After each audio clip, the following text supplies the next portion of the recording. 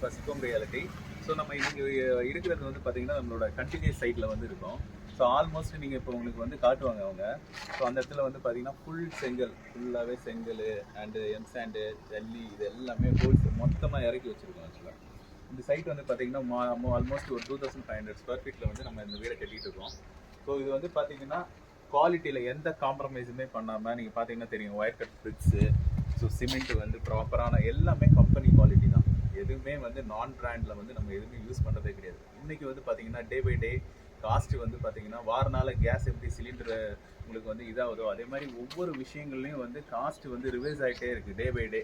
இன்றைக்கி இருக்க ப்ரைஸ் நாளைக்கு இல்லை. இன்றைக்கி லேபர் ஆக்சுவலாக வந்து பார்த்தீங்கன்னா இந்த நார்த் பீப்புள் அவங்களே வந்து லேபர் காஸ்ட்டை வந்து ரிவைஸ் பண்ணிட்டாங்க.